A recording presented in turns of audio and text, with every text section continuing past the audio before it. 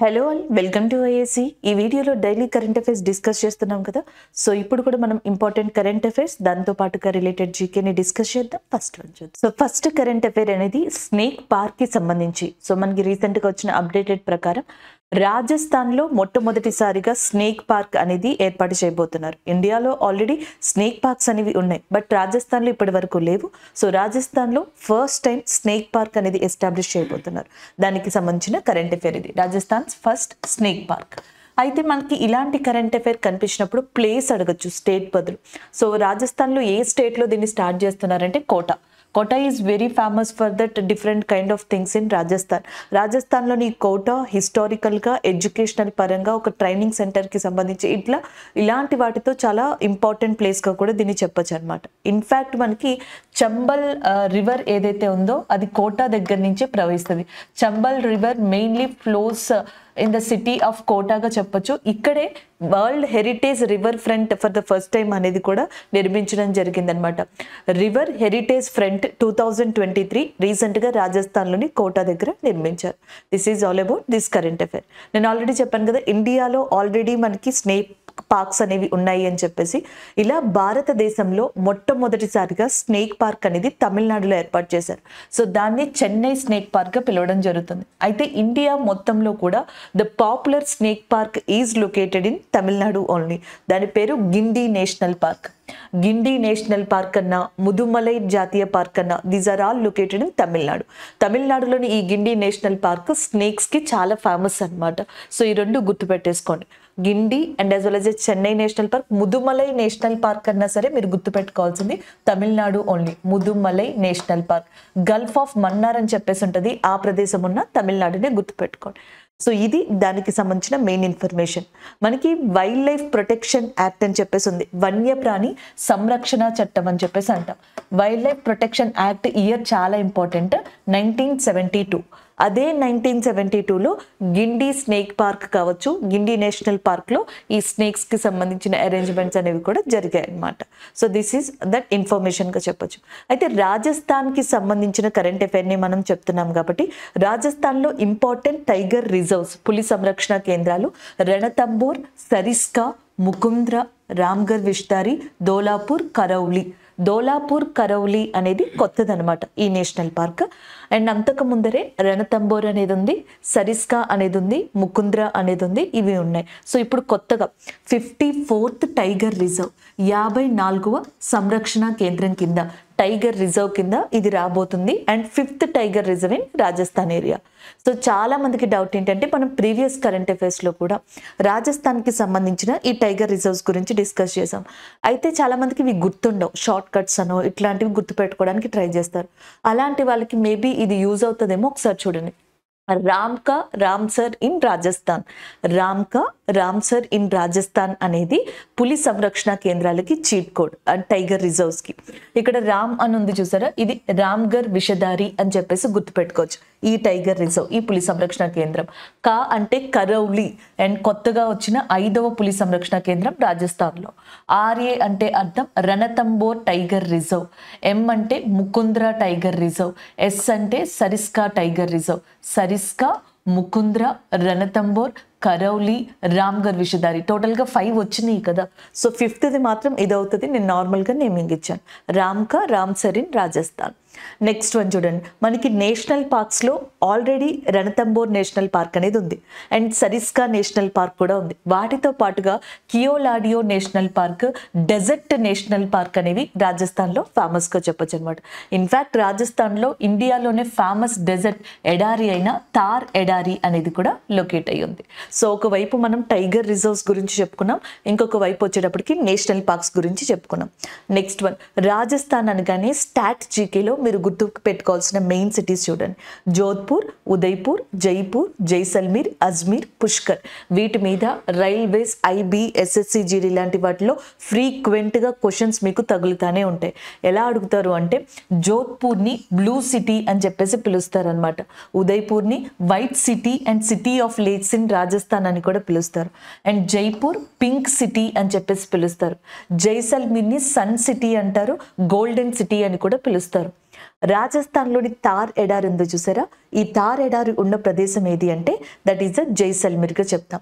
ఈ అజ్మీర్ అనే ప్రాంతం చాలా ఫేమస్. దీనిని రాజ్పుత్ రూలర్ అయిన అజయ్ దేవరాజ్ అనే పర్సన్ కన్స్ట్రక్ట్ చేయించారంట. కాకపోతే మొఘల్స్లోనే వన్ ఆఫ్ ద గ్రేట్ కింగ్గా చెప్పుకుంటాం హుమయూన్.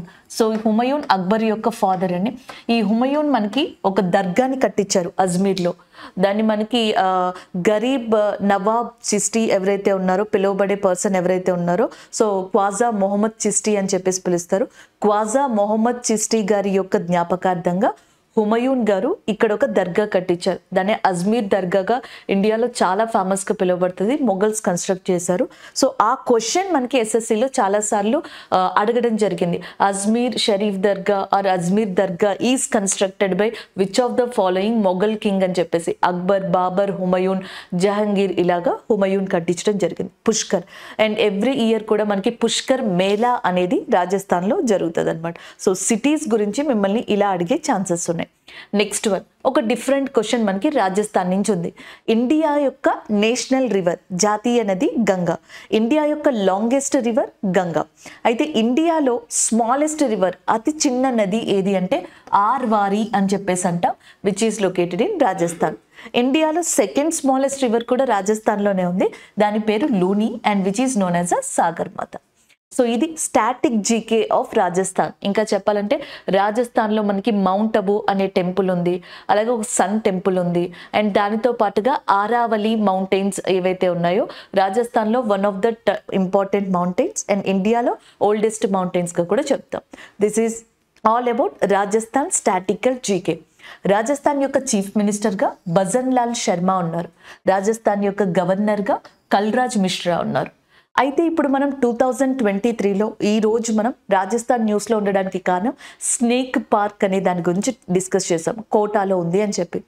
అయితే గత కొన్ని నెలలుగా రాజస్థాన్ మనకి కరెంట్ అఫైర్స్లో కనిపించింది. దానికి డిఫరెంట్ ఇష్యూస్ కారణం, డిఫరెంట్ ఇంపార్టెంట్ థింగ్స్ కారణం. అందులో ఒకటి ఎక్సర్సైజ్, యుద్ధ విన్యాసాలు అంటాం. రాజస్థాన్లో 2023లో 3 యుద్ధ విన్యాసాలని ఇండియా కండక్ట్ చేసింది. 3 exercises are conducted by that Indian government in different dates with different themes in Rajasthan in 2023. అందులో ఒకటి exercise cyclone 1. Again I'm repeating, exercise cyclone 1. Exercise cyclone 1 అనేది ఇండియా ఆర్మీకి, ఈజిప్ట్ ఆర్మీకి మధ్యలో ఫస్ట్ టైం జరిగిందంట రాజస్థాన్లోని జైసల్మీర్ దగ్గరున్న ప్రాంతంలో. Next one Trishakti. ఇది మన ఇండియన్ ఫోర్సెస్ కండక్ట్ చేసే రాజస్థాన్లో. Next one Sudarshana Shakti. మనం ఏదైనా వేరే కంట్రీస్ నుంచి అంటే వెస్ట్రన్ బోర్డర్స్ నుంచి లైక్ పాకిస్తాన్ కావచ్చు మిగతావి భారతదేశానికి పశ్చిమ సరిహద్దుల నుంచి ఏదైనా ముప్పు వస్తే ప్రిపేర్డ్గా ఉండేందుకు, వెస్ట్రన్ బోర్డర్స్ని ప్రొటెక్ట్ చేసుకునేందుకు ఇండియన్ గవర్నమెంట్ రాజస్థాన్లో 2023లో కండక్ట్ చేసిన ఎక్సర్సైజ్గా సుదర్శన శక్తి ఎక్సర్సైజ్ అనేదని చెప్తాం. సుదర్శన శక్తి, త్రిశక్తి ఇండియన్ ఫోర్సెస్ కోసం మనం కండక్ట్ చేసుకున్నాం రాజస్థాన్లో. కానీ ఈజిప్ట్ ఆర్మీతో first time Indian army conduct చేసిన ఎక్సర్సైజ్గా సైక్లోన్ 1 అనేదని చెప్తాం. This is about 2023 current affairs. So ఇక్కడ మనం కోటాలో ఫస్ట్ స్నేక్ పార్క్ రాజస్థాన్లో వస్తుంది అనే దగ్గర నుంచి chief minister bhajan Lal Sharma, governor Kalraj Mishra వరకు డిస్కస్ చేసాం. అలాగే రిలేటెడ్ కరెంట్ అఫైర్స్ ఎక్సర్సైజెస్ ఏవైతే ఉన్నాయో వాటిని డిస్కస్ చేసాం. నెక్స్ట్ టైగర్ రిజర్వ్స్ అని చెప్పేసి అన్నాం కదా, ఈ టైగర్ రిజర్వ్స్ గురించి కూడా చూసుకున్నాం. నేషనల్ పార్క్స్, సిటీస్ అండ్ దాన్ని బట్టి మనకి రివర్స్ గురించి కూడా రాజస్థాన్లో మనం ఇంపార్టెంట్గా డిస్కస్ చేసుకోవడం జరిగింది. అండ్ రాజస్థాన్లో 2023లో అందరికీ కూడా, ఆ స్టేట్లో అందరికీ కూడా ఐ టెస్ట్ అనేది రాజస్థాన్ గవర్నమెంట్ నిర్వహించింది. ఇలా నిర్వహించిన ఫస్ట్ స్టేట్ కూడా ఇండియాలో ఏది అంటే దట్ ఈస్ రాజస్థాన్ అనే చెప్పాలన్నమాట. అలాగే ఇక్కడ ఈజిప్ట్ గురించి చెప్పుకుంటున్నాం కదా, ఈజిప్ట్ యొక్క ప్రెసిడెంట్ పేరు గుర్తుపెట్టుకుంటూ ఉండండి. మనకి అబ్దుల్ అల్ సిసి ఈజిప్ట్ యొక్క ప్రెసిడెంట్, తిరిగి మళ్ళీ ఈజిప్ట్కి ప్రెసిడెంట్గా ఎన్నికయ్యారు రీసెంట్గా. This is all about this current affair అండి. సెకండ్ కరెంట్ అఫైర్ వచ్చేటప్పటికి మనకి ఒక అపాయింట్మెంట్కి సంబంధించి, బట్ మోర్ ప్రాబబ్లీ అపాయింట్మెంట్తో పాటుగా రిలేటెడ్ కరెంట్ అఫైర్ అండ్ ఎక్కువ స్టాటిక్ జీకేని మనం రివైజ్ చేసే ఛాన్స్ ఈ కరెంట్ అఫైర్కి ఉంది. ఒకసారి ఇక్కడ చూడండి. The first women director central of CISF, director general of CISF, central industrial security ఫోర్స్గా దీన్ని చెప్పడం జరుగుతుంది. సెంట్రల్ ఇండస్ట్రియల్ సెక్యూరిటీ ఫోర్స్, దీనికి సంబంధించి భారతదేశంలో మొట్టమొదటి మహిళా డైరెక్టర్ జనరల్ అపాయింట్ అయ్యారు. ఆమె పేరు వచ్చేటప్పటికి నీనా సింగ్ గా ఉన్నారు. Neena Singh the first women and director general who appointed to that CISF గా చెప్పొచ్చు అనమాట. ఈమె ఎవరిని రీప్లేస్ చేశారు అంటే షీల్ వర్ధన్ సింగ్. ఇది వరకు మనకి సిఐఎస్ఎఫ్ కి డైరెక్టర్ జనరల్ గా షీల్ వర్ధన్ సింగ్ ఉన్నారు, ఆయనని రీప్లేస్ చేశారు నీనా సింగ్. అంతేకాకుండా first women director general of CISF గా కూడా సో ఆమె ఒక రికార్డ్ ని క్రియేట్ చేశారని చెప్పొచ్చు. ఈమెకున్న ఇంకొక స్పెషల్ రికార్డ్ ఏంటి అంటే రాజస్థాన్లో ఫస్ట్ విమెన్ ఐపీఎస్ ఆఫీసర్. ఈమె రాజస్థాన్ ప్రాంతం నుంచి వచ్చిన మహిళా ఐపీఎస్ ఆఫీసర్లో ఫస్ట్ విమెన్ ఐపీఎస్ ఆఫీసర్ మనకి నీనా సింగ్ గారుగా చెప్పొచ్చు. ఇది ఆమెకి సంబంధించిన credibility and as well as along with current అఫైర్గా మనం చెప్పడం జరుగుతుంది. అయితే ఇక్కడ మనం విమెన్ ఓరియంటెడ్గా చెప్తున్నాం, ఫస్ట్ విమెన్ అన్నట్టుగా చెప్తున్నాం కాబట్టి భారతదేశంలో ఫస్ట్ విమెన్ ఐఏఎస్ ఆఫీసర్ ఆమె పేరు అన్నా Rajam Malhotra. Anna Rajam Malhotra and first women IAS officer in ఇండియాగా చెప్పొచ్చు. First IPS officer, women IPS officer మీకు అందరికీ తెలిసిందే కిరణ్ బేడి గారు. గతంలో పాండిచ్చేరి లేదా పుదుచ్చేరికి లెఫ్టినెంట్ గవర్నర్గా కూడా వర్క్ చేశారు ఈమె. And the next one first women judge of supreme court Fatima BV. Fatima BV గారు రీసెంట్గా వర్ణించారు 2023 ఒబిచరీస్లో ఫాతిమా బీవి గారు కూడా ఉన్నారనమాట. First women judge of supreme కోర్టుగా కూడా ఈమె కీర్తిని గణించారు. సో వీళ్ళందరూ ఫస్ట్ విమెన్ లిస్ట్లో వస్తారు. అలాంటి ఫస్ట్ విమెన్ లిస్ట్లో వచ్చే రాజస్థాన్కి సంబంధించిన మొట్టమొదటి మహిళా IPS officer Neena Singh.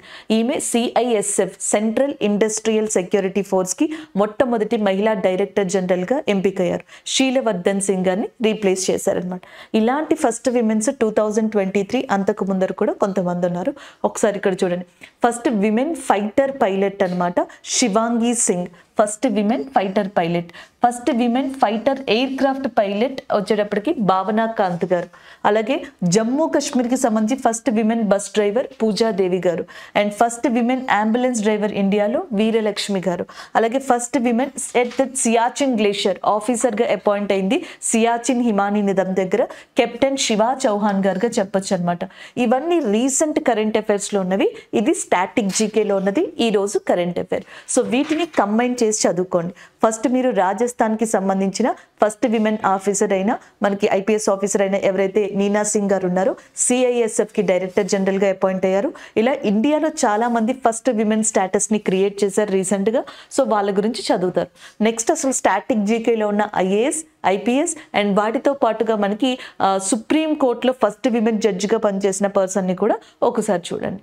So ఇది ఈ కరెంట్ అఫైర్కి సంబంధించిన ఇంపార్టెంట్ ఇన్ఫర్మేషన్. దీనితో పాటుగా ఎస్పెషల్లీ జీడీ ఎగ్జామ్ వాళ్ళకి ఇది చాలా ఇంపార్టెంట్ అని కూడా చెప్పొచ్చు అనమాట. మనకి సెంట్రల్ ఆర్మ్డ్ ఫోర్సెస్ అని చెప్పేసి ఉంటాయి, కేంద్ర సాయుధ బలగాలు. సో దీంట్లో అస్సాం రైఫిల్స్ ఉంటుంది, బోర్డర్ సెక్యూరిటీ ఫోర్స్ ఉంటుంది, CRPF central reserve police force అనేది ఉంటుంది. Next Indo Tibetan border police ITBP ఉంటుంది, నేషనల్ సెక్యూరిటీ గార్డ్ అండ్ సహస్ర సీమా బల్ ఇందాకలు మనం చూసామే సిఐఎస్ఎఫ్. సో ఇవన్నీ కూడా మనకి దేంట్లో ఉంటాయంటే సెంట్రల్ ఆర్మ్డ్ ఫోర్సెస్లో ఉంటాయన్నమాట. సో ఈ సెంట్రల్ ఆర్మ్డ్ ఫోర్సెస్ గత కొన్ని రోజులుగా కరెంట్ అఫైర్స్లో ఉంటున్నాయి. దానికి కారణం ఈ రోజు మనం చూసాం సెంట్రల్ ఇండస్ట్రియల్ సెక్యూరిటీ ఫోర్స్కి నీనా సింగ్ గారు ఎవరైతే ఉన్నారో ఆమె అపాయింట్ అయ్యారని. అలాగే ఇక్కడ ఇంకొకటి చూడండి, ITBP Indo Tibetan border police force అని ఉంది కదా, దీనికి డైరెక్టర్ జనరల్గా అనీష్ దయాల్ సింగ్ గారు ఉంటారు మొన్నటి వరకు. అయితే అనీష్ దయాల్ సింగ్ గారు రీసెంట్గా సిఆర్పిఎఫ్కి డైరెక్టర్ జనరల్గా ఎంపికయ్యారు. అందుకని ఐటీబీపీకి డైరెక్టర్ జనరల్గా రాహుల్ రస్గోత్రా గారిని అపాయింట్ చేయడం జరిగింది. మీరు గుర్తుపెట్టుకోవాల్సింది సిఐఎస్ఎఫ్కి నీనా సింగ్ గారు ప్రజెంట్ ఉన్నారు, సిఆర్పిఎఫ్కి అనీష్ దయాల్ సింగ్ గారు ఉన్నారు ఇప్పుడు, అలాగే ఐటీబీపీకి రాహుల్ రస్గోత్రా గారు ఉన్నారు. సో ఇవి ఫస్ట్ మీరు చదువుకోవాలి. నెక్స్ట్ వన్, ఒక్కొక్కసారి ఎగ్జామినర్ డైరెక్ట్ అపాయింట్మెంట్ని అడగకుండా రీసెంట్గా ఐటీబీపీకి రాహుల్ రస్గోత్రా గారు అపాయింట్ అయ్యారు డైరెక్టర్ జనరల్గా. ఈయన ఎవరిని రీప్లేస్ చేశారు? సో ఈ రీప్లేస్ రీప్లేస్డ్ విచ్ పర్సన్ అని అడుగుతారు. అనీష్ దయాల్ సింగ్ గారిని రీప్లేస్ చేశారు. మరి అనీష్ దయాల్ సింగ్ గారు ఎవరిని రీప్లేస్ చేశారు సిఆర్పిఎఫ్ లో అంటే సుయోజ్ లాల్ అనే పర్సన్ ని రీప్లేస్ చేశారు. ఇలా చదువుకోవాలన్నమాట. అండ్ ద నెక్స్ట్ వన్ వచ్చేటప్పటికి మనకి ఐటీబీపీ ఉంది చూసారా, ఇండో టిబెటన్ బోర్డర్ పోలీస్ అని. దీని రైజింగ్ డే రీసెంట్ గా డెహ్రాడూన్ లో జరిగింది. ఉత్తరాఖండ్ లోని డెహ్రాడూన్ లో 62వ Indo Tibetan border police force raising day అనేది జరిగింది. ఎవ్రీ ఇయర్ దీనిని 24th అక్టోబర్న మనకి సెలబ్రేట్ చేయడం జరుగుతుంది. అలాగే బోర్డర్ సెక్యూరిటీ ఫోర్స్ యొక్క ఎన్నోవ రైజింగ్ డే 2023లో జరిగిందంటే 59th. Border security force దేమో 59th, అదే ఇండో టిబెటన్ బోర్డర్ పోలీస్ అయితే మనకి 62nd గా చెప్పొచ్చు.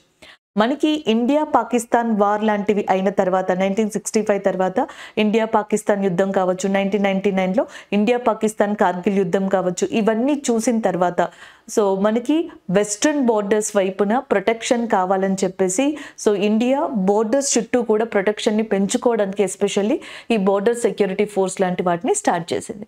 సో ఇది సెంట్రల్ ఆర్మ్డ్ ఫోర్సెస్కి సంబంధించి, అందులో ఒకటైన సిఐఎస్ఎఫ్కి సంబంధించిన first women director general Neena Singh గారికి సంబంధించిన కరెంట్ అఫైర్.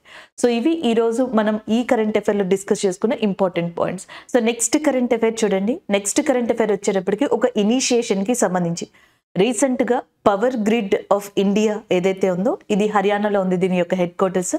అది ప్రజెంట్ మనకి ఇండియాలోని బెంగళూరులో, కర్ణాటకలోని బెంగళూరులో ప్రాంతంలో విశ్రామ్ సదన్ అనే దాన్ని స్టార్ట్ చేసింది. Power grid started Vishram Sadan in India. ఎక్కడంటే బెంగళూరు. దీని హెడ్ క్వార్టర్స్ మనకి గురుగ్రామ్ ఏరియాలో ఉంది, బట్ ఇది స్టార్ట్ చేసింది విశ్రామ్ సదన్ అనేది బెంగళూరులో. సో ఇక్కడ ఏంటంటే కొన్ని బెడ్స్ని అండ్ ప్లేస్ని ఏర్పరుస్తారు. దీని చుట్టుపక్కల ఉన్న పూర్ పీపుల్ ఎవరైతే ఉన్నారో సో ఇక్కడికి వచ్చి రెస్ట్ తీసుకోవచ్చు, దాని తర్వాత మళ్ళీ వెళ్ళిపోవచ్చు. సో ఇలా దానిని ఏర్పరచడం జరిగిందనమాట. దాని తర్వాత ఇండియాలోని ఇంకొన్ని ప్లేసెస్ లైక్ మధ్యప్రదేశ్, జార్ఖండ్లో కూడా ఇలాంటి Vishram సదన్స్ని power grid of India త్వరలో ఏర్పరచనుంది. దానికి సంబంధించిన కరెంట్ అఫైర్ ఇది. వన్ లైనర్ కరెంట్ అఫైర్గా చెప్పాలంటే పవర్ గ్రిడ్ విశ్రామ్ సదన్ అనే దాన్ని మొట్టమొదటిసారిగా ఎక్కడ స్టార్ట్ చేసింది అని అడుగుతారు, బెంగళూరు. ఎవరు స్టార్ట్ చేశారని అడిగితే మాత్రం యూనియన్ పవర్ మినిస్టర్ ఎవరైతే రాజ్ కుమార్ సింగ్ లేదా ఆర్కే సింగ్ ఉన్నారో ఆయన ప్రారంభించారు. టోటల్గా ఈ ప్రాజెక్ట్కి పవర్ గ్రిడ్కి అయిన ఖర్చు 23 crores అంట, 23 కోట్లుగా చెప్తున్నారు. And next power grid of India అనేది 1989లో ఎస్టాబ్లిష్ అయింది. దీని హెడ్ క్వార్టర్స్ గురుగ్రామ్లో లొకేట్ అయి ఉంది. ఇదే గురుగ్రామ్లో అంతర్జాతీయ సౌర కూటమి ఇంటర్నేషనల్ సోలార్ ఎలియన్స్ యొక్క హెడ్ క్వార్టర్స్ కూడా గురుగ్రామ్లోనే లొకేట్ అయి ఉంది. ఇంటర్నేషనల్ సోలార్ ఎలియన్స్ని ఇండియా, ఫ్రాన్స్ యొక్క సహకారంతో మొట్టమొదటిగా ప్రారంభించింది. దీని తర్వాత మిగతా కంట్రీస్ అన్ని ఇందులో జాయిన్ అయ్యాయి.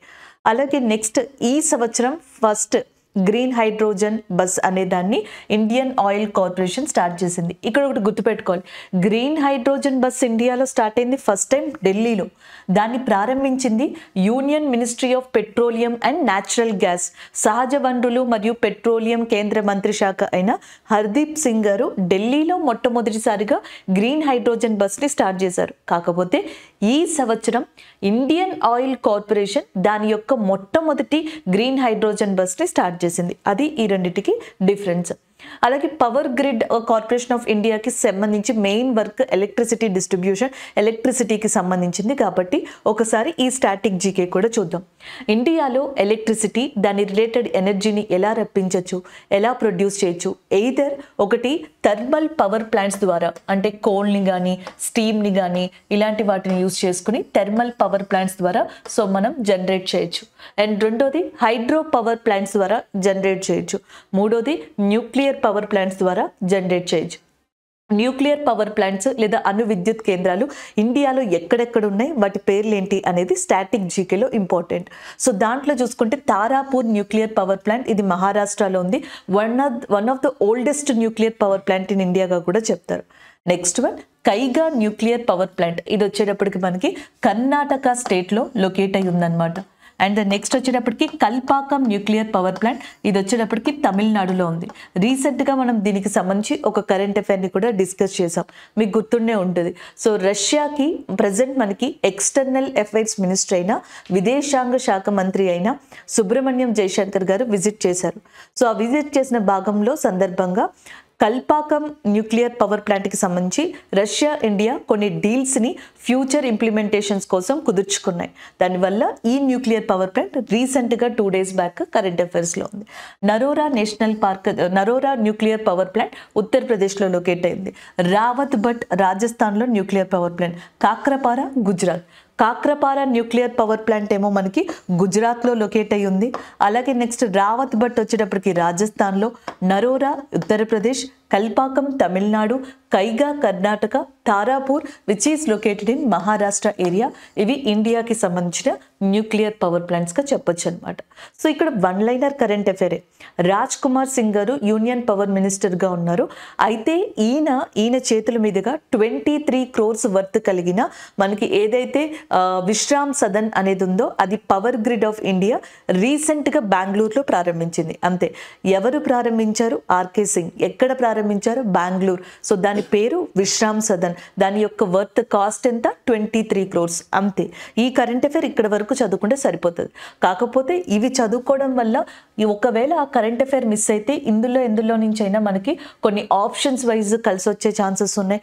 డైరెక్ట్గా ఈ క్వశ్చన్స్ ఇచ్చే ఛాన్సెస్ ఉన్నాయి. స్టాటిక్ జీకే, జాగ్రఫీ లేకపోతే మనకి ఎకానమీ రిలేటెడ్లో కొంతవరకు ఎలక్ట్రిసిటీ, పవర్, ఎనర్జీకి సంబంధించిన చాప్టర్స్లో ఇవి మనకి బాగా యూస్ అవుతాయి. నెక్స్ట్ కరెంట్ అఫైర్ స్పోర్ట్స్కి సంబంధించిందని చెప్పొచ్చు. రీసెంట్గా మనకి ఉజ్బెకిస్తాన్ ప్రాంతంలోని సమర్కండ్లో 2023 fight world rapid chess championship అనేది జరిగింది. సో దీంట్లో మనకి కార్ల్సన్ అండ్ టైటిల్ విజేతగా నిలిచారు. దానికి సంబంధించిన కరెంట్ అఫైర్ ఇది. Recently the fight world rapid championship 2023 held in which country అని అడిగితే ఉజ్బెకిస్తాన్లోని సమర్కండ్ అనే ప్రాంతంలో జరిగింది. దీంట్లో మనకి ఎవరైతే నార్వేకి సంబంధించిన మ్యాగ్నస్ కార్ల్సన్ అనే పర్సన్ ఉన్నారో ఈయన టైటిల్ విన్నర్గా నిలిచారు. సెకండ్ ప్లేస్లో మనకి వాద్మీర్ ఫెడోసివ్ అండ్ థర్డ్ ప్లేస్లో యూ యాంగి అనే పర్సన్ మనకి ఉండడం జరిగిందనమాట. ఇదే పర్సన్ కార్ల్సన్ నార్వేకి సంబంధించిన ఈ చెస్ ప్లేయర్ 2023 ఆగస్టు మంత్లో జరిగిన ఏదైతే వరల్డ్ చెస్ ఛాంపియన్షిప్ ఉంటుందో సో ఈ వరల్డ్ చెస్ ఛాంపియన్షిప్లో టైటిల్ విజేతగా నిలిచారు. కాకపోతే అక్కడ రన్నర్ లేదా అపోనెంట్ ఆయనకి ఎవరు అంటే ఇండియా గ్రాండ్ మాస్టర్ అయిన ఆర్ ప్రజ్ఞానందని మీద గెలిచి అండ్ వరల్డ్ కప్ 2023 ఫైట్ ఛాంపియన్షిప్ని గెలుచుకున్నారు మాగ్నస్ కార్ల్సన్. ఇదే పర్సన్ 2023 వరల్డ్ ర్యాపిడ్ ఛాంపియన్షిప్ని కూడా గెలుచుకోవడం జరిగింది. సో ఇదే ఛాంపియన్షిప్ విమెన్స్కి కూడా జరిగిందండి. విమెన్స్లో రష్యాకి సంబంధించిన ప్లేయర్, ఫీమేల్ ప్లేయర్ అయినా ఎవరైతే మనకి బ్యాండ్రోక్ లేకపోతే అనస్థియా బ్యాండ్రోక్ అనే పర్సన్ ఉన్నారో అనస్థియా బ్యాండ్రోక్ దీంట్లో మనకి టాప్ పొజిషన్లో రావడం జరిగింది, టైటిల్ని గెలుచుకోవడం జరిగింది. అదే దీనికి సంబంధించిన కరెంట్ అఫైర్గా దీన్ని చెప్పొచ్చు అనమాట. అండ్ నెక్స్ట్ వన్ కనుక చూస్తే ఈ ర్యాపిడ్ ఛాంపియన్షిప్ ఉంది చూసారా, దీన్ని గతంలో ఇండియాకి సంబంధించి విశ్వనాథ్ ఆనంద్ గారు అలాగే సవితా శ్రీ గారు, కోనేర్ హంపి లాంటి వాళ్ళు గెలుచుకున్నారంట. కోనేర్ హంపి గారు రీసెంట్గా ఏషియన్ గేమ్స్ ఏవైతే చైనాలో జరిగాయో దాంట్లో మనకి సిల్వర్ మెడల్ని కూడా గెలుచుకోవడం జరిగింది ఈమె. సో ఇది దీనికి సంబంధించిన ఇంపార్టెంట్ ఇన్ఫర్మేషన్గా చెప్పొచ్చు. అలాగే వరల్డ్ చెస్ డే అనేది 20th జూలైన ఎవ్రీ ఇయర్ కూడా కండక్ట్ చేస్తారు. ప్రపంచ చదరంగ దినోత్సవం అనేది ఎవ్రీ ఇయర్ ఏ డేన కండక్ట్ చేస్తారు అంటే 20th జూలైన కండక్ట్ చేయడం జరుగుతుంది. This is all about this current affair అండి. అలహాబాద్ హైకోర్టుకి నూతన ప్రధాన న్యాయమూర్తిగా మనకి ఒక పర్సన్ అపాయింట్ అవ్వడం జరిగింది. దానికి సంబంధించిన కరెంట్ అఫైర్ ఇది. The chief justice of Allahabad high court recently appointed and దాని రిలేటెడ్ కరెంట్ అఫైర్ మీరు ఇక్కడ చూడొచ్చు. Justice Arun Bansali, again I'm repeating, justice Arun Bansali and has become the chief justice of Allahabad high court. Allahabad high court యొక్క ప్రధాన న్యాయమూర్తిగా అరుణ్ బన్సాలి అపాయింట్ అయ్యారు. రీసెంట్గా ఇండియాలో 5 హైకోర్ట్స్లో అలహాబాద్తో కలిపి 5 హైకోర్ట్స్లో మనకి ఈ చీఫ్ జస్టిస్ ఎవరైతే ఉంటారో సో వాళ్ళు న్యూగా అపాయింట్ అయ్యారు. దాంట్లో ఒకటి వచ్చేటప్పటికి మనకి అస్సాంలో సంబంధించి మనకి జస్టిస్ విజయ్ బిష్ణోయ్ అనే పర్సన్ అపాయింట్ అవ్వడం జరిగింది చీఫ్ జస్టిస్గా. అలాగే రాజస్థాన్ హైకోర్టుకి సంబంధించి మహేంద్ర మోహన్ శ్రీవాస్తవ్ అండ్ పంజాబ్ హర్యానాకి సంబంధించిన హైకోర్టుకి షీల్ నాగ్ అండ్ జార్ఖండ్ హైకోర్టుకి సంబంధించి మనకి బిఆర్ సారంగి. జార్ఖండ్కి న్యూ చీఫ్ జస్టిస్గా మనకి బిఆర్ సారంగి, పంజాబ్ అండ్ హర్యానాకి సంబంధించి షీల్ నాగో అండ్ రాజస్థాన్కి సంబంధించి Mahendra Mohan and Assam Vijay Bishnoi. Arun Bansali recently appointed as a chief justice of Allahabad high court in యూపీగా చెప్పొచ్చు అనమాట. ఇండియాలో టోటల్గా 25 హైకోర్ట్స్ ఉన్నాయి. So far we have 25 high courts. ఈ 25 హైకోర్ట్స్లో కొన్ని హైకోర్ట్స్ని కామన్గా కొన్ని స్టేట్స్ షేర్ చేసుకుంటున్నాయి. ఇప్పుడు ప్రజెంట్ మనకి తెలంగాణ ఉందనుకోండి, తెలంగాణకి సంబంధించి ఆ స్టేట్ హైకోర్టు ఉంది. ఆంధ్రప్రదేశ్కి కూడా మనకి 25th హైకోర్టు ఆంధ్రప్రదేశ్తే నూతనంగా ఏర్పడింది, మనకి హైకోర్టు ఉంది. సో కాకపోతే కొన్ని స్టేట్స్ ఏమవుతాయంటే కామన్గా, ఇక్కడ చూడండి పంజాబ్ అండ్ హర్యానా ఈ రెండు కామన్గా హైకోర్టుని షేర్ చేసుకుంటున్నాయి. ఇలా కేంద్ర పాలిత ప్రాంతాలు, even union territories also sharing a common high court అనమాట. సో ఈ క్వశ్చన్స్ని మిమ్మల్ని ఖచ్చితంగా అడుగుతారు. ప్రీవియస్ ఇయర్ ఎగ్జామ్లో కూడా మనకి ఈ ప్రీవియస్ ఇయర్స్ క్వశ్చన్స్లో ఇక్కడ మ్యాచ్ ఆఫ్ ద ఫాలోయింగ్ అని ఇచ్చి లక్షద్వీప్, అండమాన్ అండ్ నికోబార్, ఇటువైపు కేరళ హైకోర్టు, తమిళనాడు హైకోర్టు ఇలా ఇచ్చి వేటిని షేర్ చేసుకుంటానని అని కూడా అడిగారు అనమాట. సో ఈ కరెంట్ అఫైర్ నేర్చుకున్నాం కాబట్టి దీనితో పాటుగా ఒకసారి ఆ ఇన్ఫర్మేషన్ కూడా చూసామంటే మనకి ఈజీ అయిపోతుంది. ఒకసారి చూద్దాం. సో ఇక్కడ చూడండి మనకి చాలా ఇంపార్టెంట్ ఈ మూడు: మద్రాస్, బాంబే, కోల్కతా. మద్రాస్ హైకోర్టు వచ్చేటప్పటికి తమిళనాడు స్టేట్, దాంతో పాటుగా పాండిచ్చేరి లేదా పుదుచ్చేరి అని యూనియన్ టెరిటరీ కేంద్ర పాలిత ప్రాంతం షేర్ చేసుకుంటున్నాయి. Next Kolkata high court West Bengal and Andaman ఈ రెండు షేర్ చేసుకుంటున్నాయి. బాంబే హైకోర్టుని Maharashtra, Goa, Dadra Nagar Haveli and Daman and Diu, so ఇవి షేర్ చేసుకుంటున్నాయి. అలాగే గౌహతి హైకోర్టు అస్సాంలో ఉంది. దీన్ని అస్సాం, అరుణాచల్ ప్రదేశ్, నాగాలాండ్, మిజోరం స్టేట్స్ మనకి షేర్ చేసుకుంటున్నాయి. అండ్ నార్త్ ఈస్ట్ ఇండియాలో మేఘాలయకి, త్రిపురకి, మణిపూర్కి ఈ మూడింటికి సెపరేట్ హైకోర్ట్స్ ఉన్నాయి. మిగిలిన స్టేట్స్ అన్నిటికీ కలిపి కామన్గా గౌహతి ఉంది. కేరళలోని ఎర్నాకుళం హైకోర్టుని కేరళ, లక్షద్వీప్ షేర్ చేసుకుంటున్నాయి. పంజాబ్, హర్యానా, చండీగఢ్కి సంబంధించి చండీగఢ్ హైకోర్టు అనేది ఉంది. జమ్మూ కాశ్మీర్ అండ్ లడాఖ్కి సంబంధించి కామన్ హైకోర్టు ఉంది.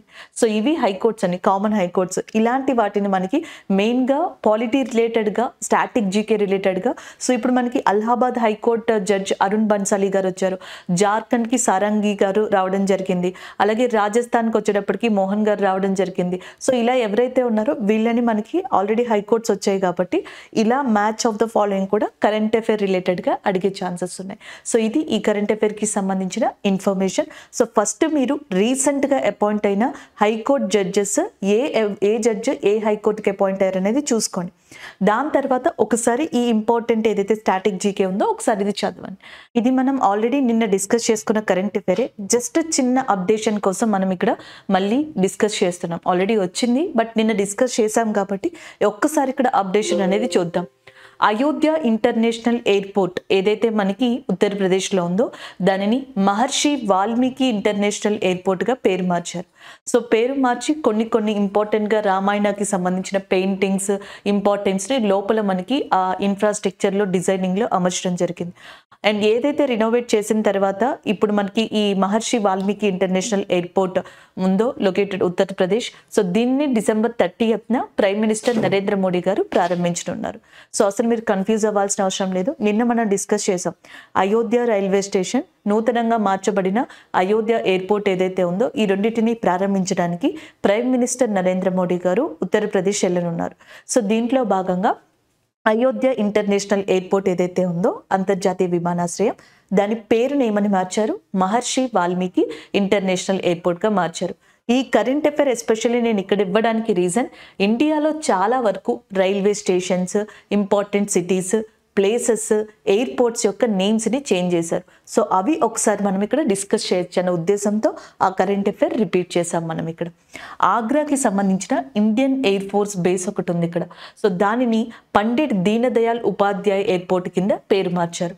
ఇండియన్ ఎయిర్ ఫోర్స్ గోరఖ్పూర్ ఏదైతే ఉందో దాన్ని మహాయోగి గోరఖ్నాథ్ ఎయిర్పోర్ట్గా పేరు మార్చారు. త్రిపురలోని అగర్తల ఎయిర్పోర్ట్ ఏదైతే ఉందో దానిని మహారాజ్ బీర్ బిక్రమ్ మాణిక్య కిషోర్ ఎయిర్పోర్ట్గా పేరు మార్చారు.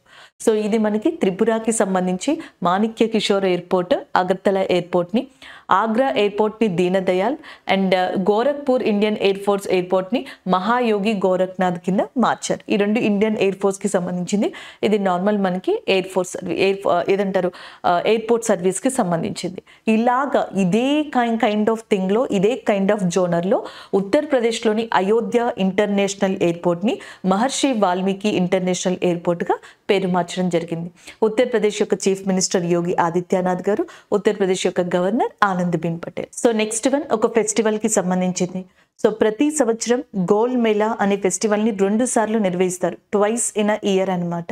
సో దీన్ని జగన్నాథ ఆలయం ఏదైతే జమ్మూ కాశ్మీర్లోని ఉదంపూర్లో ఉందో అక్కడ దీన్ని నిర్వహించడం జరుగుతుంది. Every year goal Mela festival is celebrated in Jammu Kashmir Udhampur twice గా చెప్పచ్చు అనమాట. దానికి సంబంధించిన కరెంట్ అఫైర్ ఇది. అదే కాకుండా జమ్మూ కాశ్మీర్లో ఇంకా మనకి Asian tulip festival, Shikara festival, Bangus valley festival ఇవన్నీ కూడా జమ్మూ కాశ్మీర్లో నిర్వహించే ఇంపార్టెంట్ ఫెస్టివల్స్. జమ్మూ కాశ్మీర్ యొక్క లెఫ్టినెంట్ గవర్నర్గా ప్రజెంట్ మనకి మనోజ్ సిన్హా అనే పర్సన్ ఉన్నారు. అంతేకాకుండా మనం రీసెంట్ కరెంట్ అఫైర్స్లో జమ్మూ కాశ్మీర్కి సంబంధించిన GI tags, national parks, important places ఇవన్నీ కూడా డిస్కస్ చేసి ఉన్నాం. సాఫ్రాన్ అనేది ఇంపార్టెంట్ క్రాప్ ఆఫ్ జమ్మూ కాశ్మీర్గా కూడా మనం డిస్కస్ చేసాం. లిథియం రిజర్వ్స్ ఈ సంవత్సరం ఎక్కడ మనకి ఎక్కువగా లభించాయి అంటే Jammu and Kashmir. So next one hornbill festival నాగాలాండ్లో ఎవ్రీ ఇయర్ సెలబ్రేట్ చేస్తారు. గజ్ జాతర అనేది నేపాల్. ఇదే నేపాల్లో ఉబ్హౌలీ ఫెస్టివల్ అనేది కూడా నిర్వహించడం జరిగింది. నెక్స్ట్ నౌకాయ్ ఫెస్టివల్ అనేది ఒడిస్సాలో నిర్వహించేది. యావోసాంగ్ ఫెస్టివల్ అనేది మణిపూర్లో నిర్వహించేది. నేను ర్యాండమ్గా కొన్ని ఫెస్టివల్స్ని తీసుకొని నేను మీకు ఇక్కడ ఎక్స్ప్లెయిన్ చేశాను.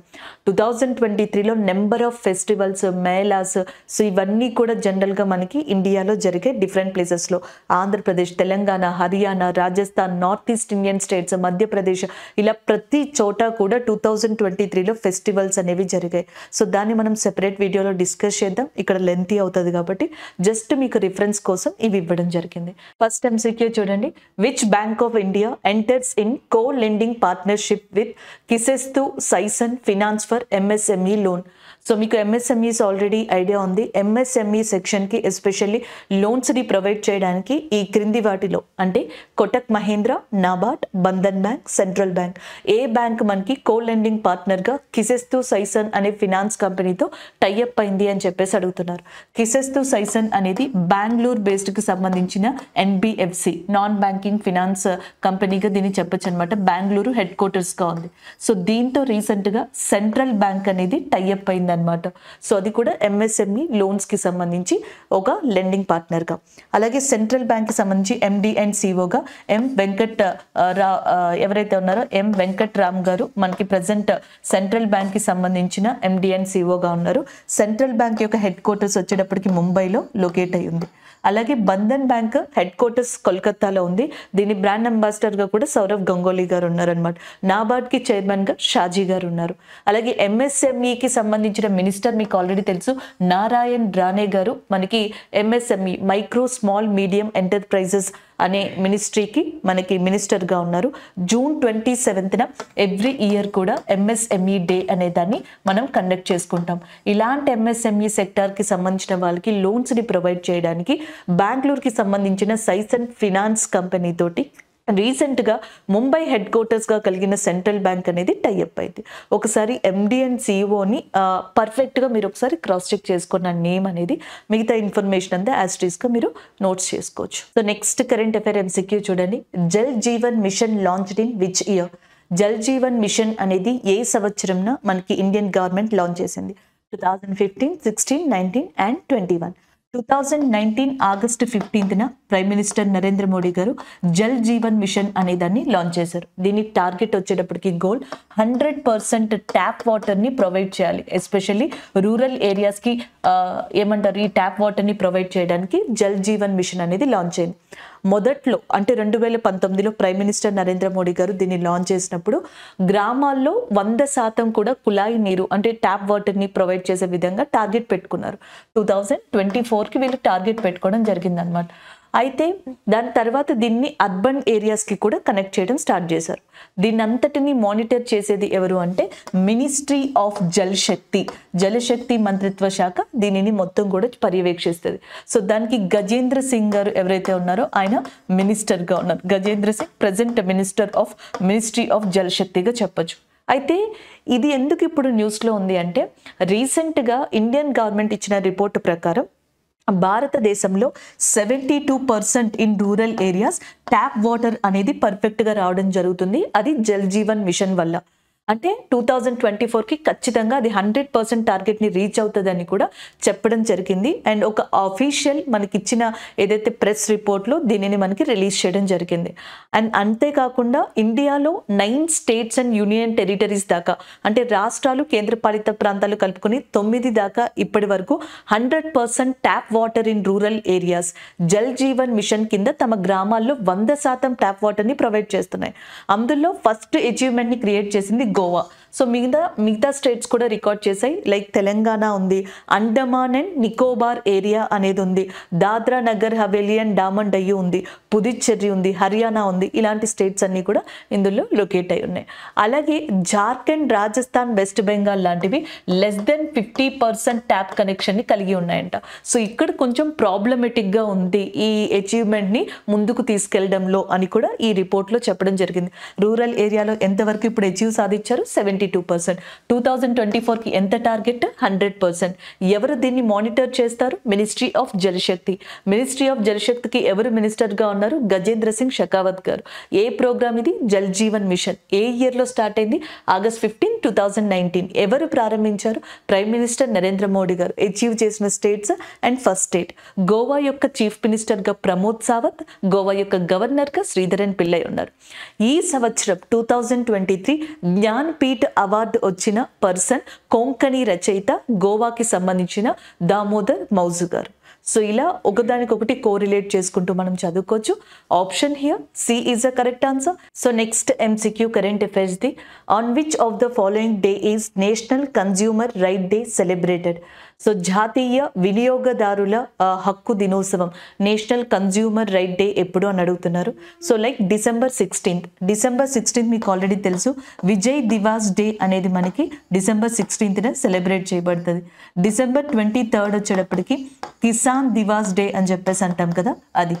December 25th ఉంది చూసారా, ఇది గుడ్ గవర్నెన్స్ డేగా చెప్పబడుతుంది. December 24th national consumer rights day. దీని యొక్క థీమ్ ఇతివృత్తాంతం వచ్చేటప్పటికి consumer protection in the era of commerce and digital trade. So ఇప్పుడు మనకి అంత వ్యాపారం మనకి డిజిటల్ పరంగా జరుగుతుందన్నమాట. సో ఇప్పుడు కన్జ్యూమర్ యొక్క ప్రొటెక్షన్ అనేది మెయిన్ ఉద్దేశంగా ఈసారి థీమ్ అనేది ఉంది. వరల్డ్ కన్జ్యూమర్ రైట్ డే ఉంది, నేషనల్ కన్జ్యూమర్ రైట్ డే ఉంది. National consumer right day December 14th, అదే వరల్డ్ ప్రపంచానికైతే 15th మార్చ్గా చెప్పొచ్చు అనమాట. దాని యొక్క థీమ్ వచ్చేటప్పటికి empowering consumers through clean energy ట్రాన్సాక్షన్స్గా ఉంది.